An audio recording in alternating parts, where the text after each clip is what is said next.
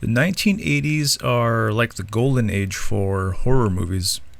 Some of the most iconic and influential films in history came out during that time.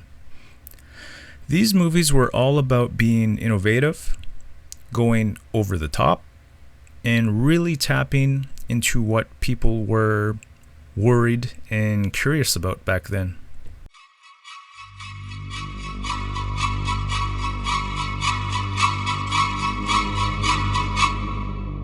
The horror scene in the 1980s didn't just pop out of nowhere. It was influenced by a lot of movies and culture of the earlier years. In the 1970s, we saw a whole new style of horror with films like The Exorcist, The Texas Chainsaw Massacre, and John Carpenter's Halloween.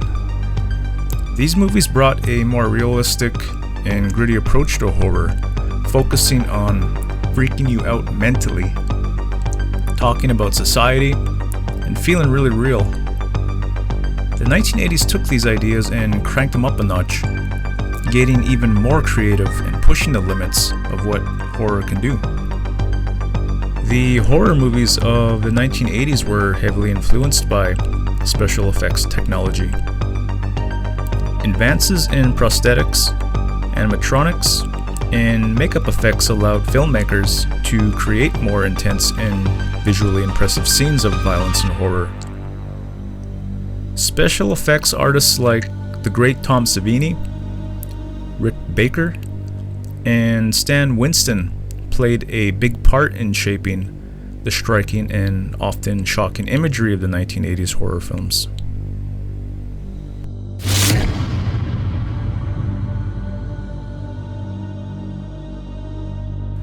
The slasher film, a big part of 1980s horror, became popular thanks to Halloween's success.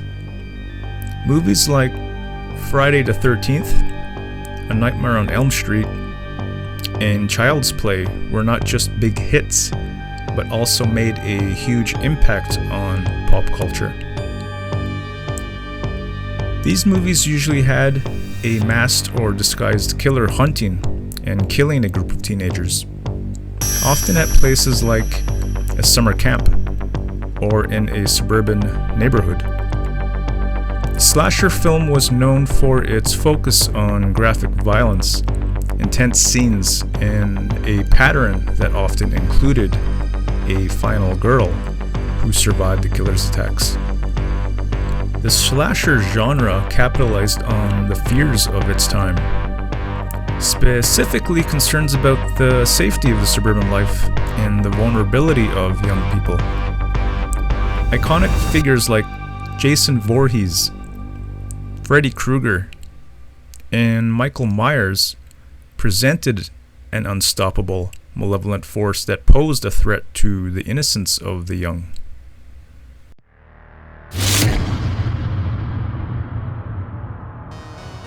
During the 1980s, horror films prominently featured the theme of body horror, a subgenre that delved into the horrifying and grotesque transformation of the human body. Iconic movies like The Fly, John Carpenter's The Thing, and Hellraiser explored the themes of physical mutation, disease, and delicate nature of the human form.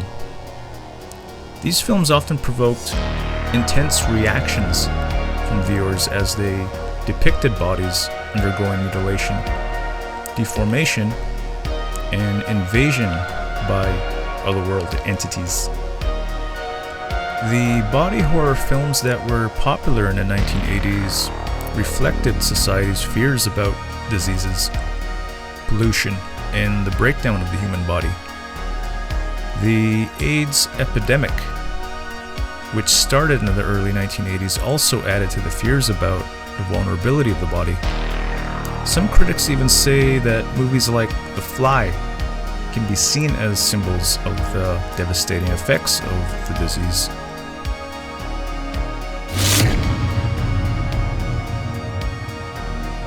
The 1980s were all about supernatural and occult stuff in horror movies. Films back then were all about the dark and mysterious forces that were beyond our understanding. For example, Poltergeist, Sam Raimi's Evil Dead, and Stanley Kubrick's The Shining are all some prime examples of this trend. These movies mixed traditional ghost stories with modern cinematic techniques to give us some seriously creepy vibes and unsettling stories.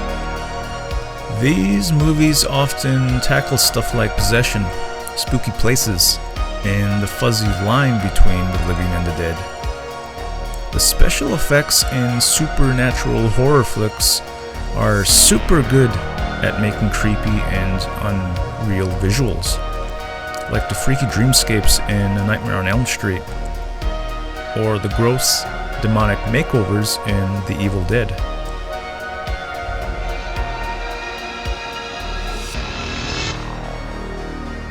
The 1980s saw a rise in horror comedy and satire, with films blending horror with humor in a self-referential or parodic manner.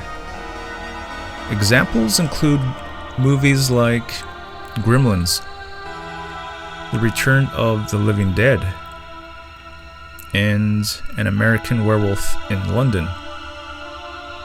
These films used comedy to subvert and play with horror conventions, often commenting on the absurdity of the genre's tropes while still delivering genuine scares and thrills. Horror comedy movies let filmmakers explore darker stuff with a lighter touch, making it cool for folks who want something scary but also fun. This type of movie also showed how the 1980s pulp culture was becoming more self-aware and kind of poking fun at itself, with films starting to play around with their genre's rules.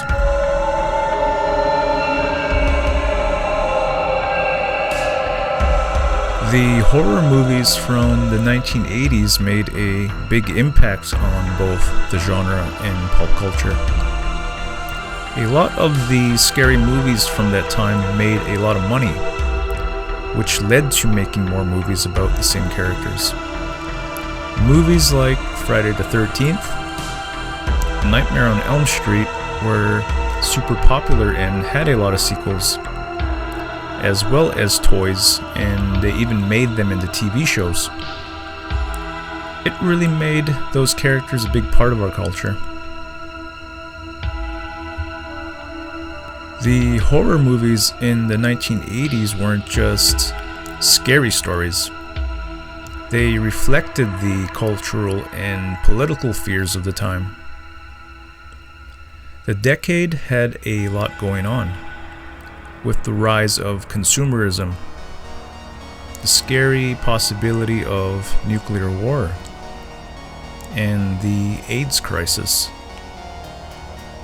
The movies used these fears to create scary themes and visuals, taking advantage of the horror genre's ability to exaggerate and use metaphor. This let the films really dig into the issues of the day and offer some serious commentary. The rise of home video and cable television in the 1980s played a vital role in spreading and popularizing horror films. The video rental market made horror films more accessible to a wider audience, including teenagers and young adults, who became the genre's most devoted fans. This increased accessibility not only confirmed but emphasized the significant cultural impact of the 1980s horror. Films that may have been ignored in theaters found new life on the format VHS.